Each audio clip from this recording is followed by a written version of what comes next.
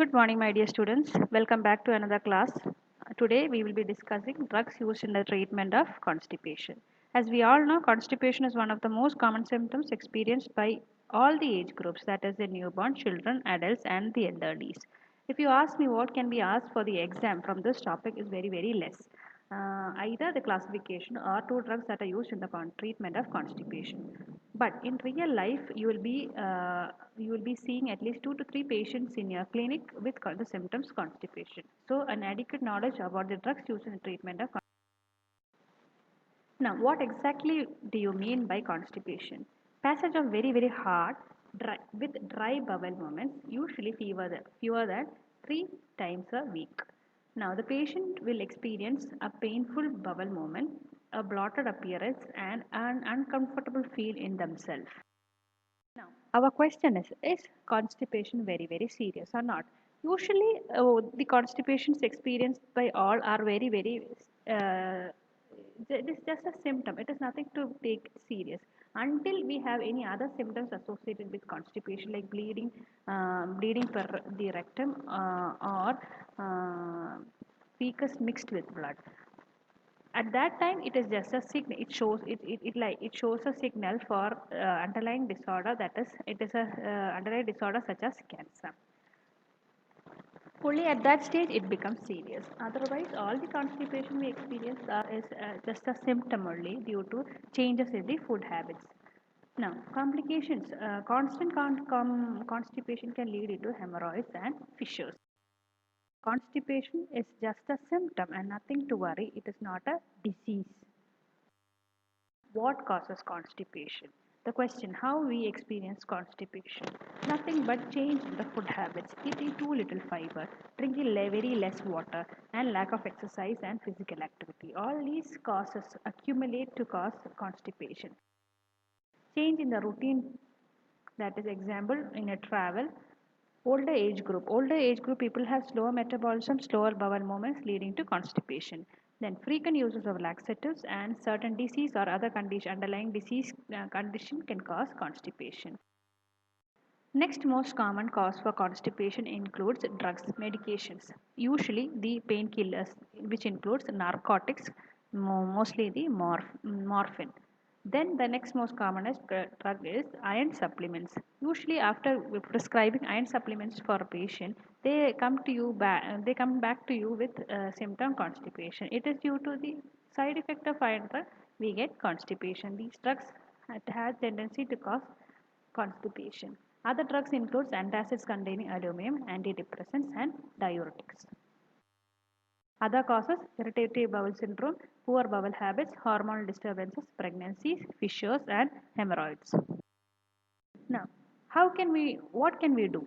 Okay, a neighbor comes to you and asks, apart from any pharmacological methods, what are the changes should I make in my diet so that I can cure my constipation? Your answer should be eat more fiber, have more whole grain bran cereals, fresh fruits and vegetables. Limit foods which do not have fiber or like foods like cheese, meat, sweets and processed. Drink lot of water. Lot of water means at least 8 to 10 glasses of water a day. It can be water, fruit juices, etc.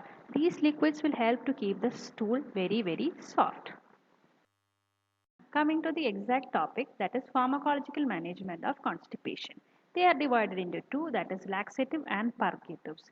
Laxative have a milder action, elimination of soft but formed stools. Stools are formed but they are soft in nature. But purgatives are cathartic. They have a stronger action, that is resulting in more fluid evacuation. Watery stool are formed as a result of purgatives. Classification: bulk forming laxatives, stool softeners, stimulant purgatives, and osmotic purgatives. Now, bulk forming laxatives includes dietary fibers, bran, ipsagula, and methyl cellulose. Stool softeners includes decusates and liquid paraffin. Stimulant purgatives are divided into four: diphenyl methanes and anthraquinones, 5-HT4 agonist, and fixed oil. Diphenyl methanes includes phenolphthalein, bisacodyl, and sodium picosulfate. Anthraquinones include senna, cascara, and sagrada. 5-HT4 agonists include procalopride, and fixed oil includes castor oil. Osmotic purgatives includes magnesium salt, and sodium potassium tartarate, and finally lactulose. Going to the definition, as I told you, laxatives, mild action with soft stool. Purgatives or cathartics, they produce stools which are watery, pull water from the intestine, causing watery stools with some abdominal cramping. According to the mode of action, with their action can be divided into bulk forming laxatives. That is, as the name suggests, a lot of stools can be formed. Osmotic laxative, name suggests water is being pulled into the stools.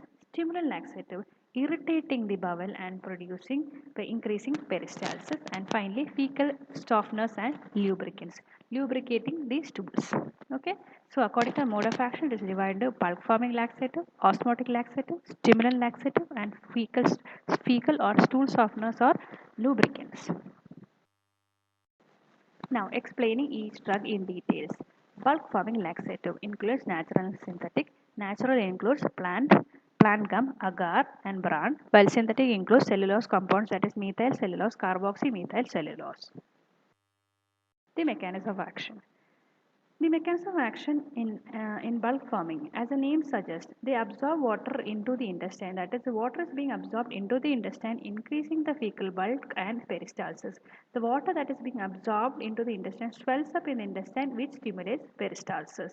So, bulk forming laxatives absorb water into the intestine, and these water swells in the intestine, causing onset of action 8 to 24 hours, peak action in 3 to. The benefits of bulk forming laxatives are they are not absorbed. These laxatives are not absorbed from the intestine into the body and safer for a longer term use. That is, only water is being absorbed into the intestine, no laxatives are absorbed. They are safe for the elderly people and helpful in patients with irritated bowel syndrome, diverticulitis, and colostomy. Osmotic laxatives, as the name suggests, pulling out water into the stools from the intestine. They pull out water from the intestine into the stools. Include salts and saline products, lactulose, and salts or saline products includes magnesium citrate, magnesium hydroxide, magnesium oxide, magnesium sulfate, magnesium biphosphate, and phosphates.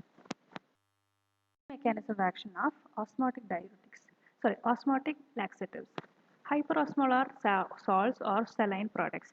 What they do is they are insoluble, remain in the lumen, pull water into the colon, and increase water content in the feces to increase the bulk and increases peristalsis.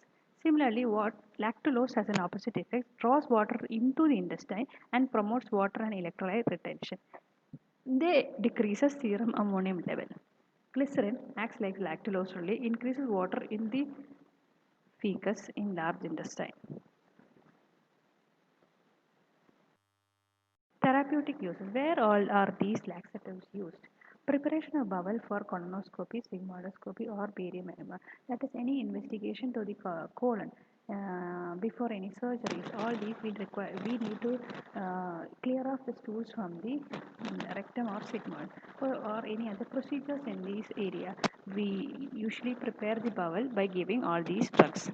Lactulose for liver disease patients to prevent the main side effects of these drugs.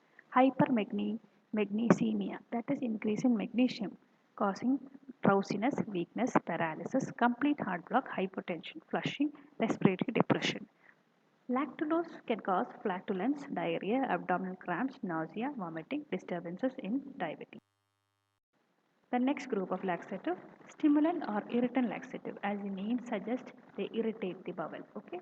First one, castor oil. Second group, anthraquinone, which includes senna and cascara. And third group, it includes diphenyl methanes, which includes bisacodyl and phenolphthalein. The mechanism of action, increasing water and electrolyte secretion by the mucosa. The peristalsis are increased by stimulating the sensory nerve endings in the GI mucosa. They irritate the sensory nerve endings in the GI and causes increased. The fecuses are moved through the bowel too rapidly. That is very fast. They are moved through the colon, so that water cannot be absorbed back into the intestine, and as a result, watery stools are. Bisacodyl.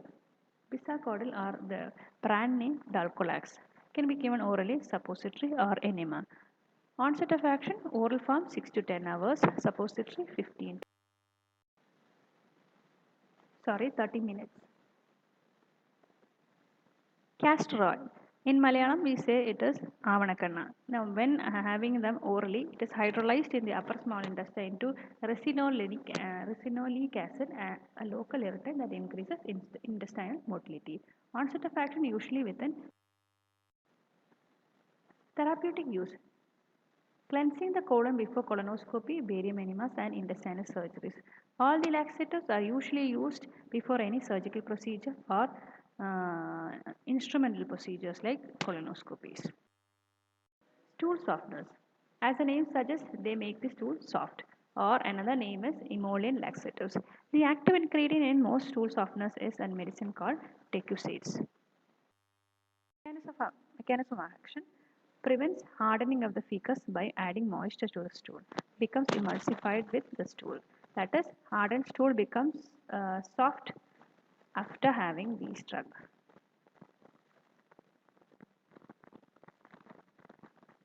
By increasing moisture. They also decrease the surface tension of the fecal matter or fecal mass to allow water to penetrate into the stool. So stool softeners makes the stool soft by adding moisture and also adding water. Therapeutic cause used to prevent constipation. All these drugs, the same use prevents constipation. Commonly recommended for patients who should avoid straining while defecating. That includes patients who are recovering from abdominal, pelvic, or rectal surgeries after a childbirth, any attack, heart attack, where severe straining should be prevented. A patient with patients with severe blood pressure or abdominal hernias, and patients with painful hemorrhoids or anal fissures. In such conditions, we prescribe laxatives so that they don't need to strain a lot. Mineral oil. They are also lubricant laxatives which coats and softens the stool. Softening stool by retarding colonic absorption of fecal matter. Exact mechanism is therapeutic uses. Use of patients who need to avoid strainings. Similarly, as the above, hernia repair, hemorrhoid surgery, heart attack, and childbirth. Now, two terms you should remember among constipation drugs used in constipation is the dosage forms of these drugs. They can be given orally also, and other two dosage forms are enema and suppositories. These enema and suppositories I have taught you in the first class, that is different dosage forms. Suppositories are tablet-like drugs with which are slimy in nature, which are placed inside the rectum, inside the rectum, which are a very fast onset of action. Enemas are soap and water. Enemas are nothing but soap and water, which are injected into the rectum to clear off your stool. These are also given just before any surgical procedure to clear the colon, either the sigmoid or the rectum. Okay, and I hope you are clear with the class. Please be free to ask us or do comment in the comment box. I wish to know the feedback if this class was useful, or if any doubt, please message me personally or message me in the Google Classroom classes. Okay, thank you.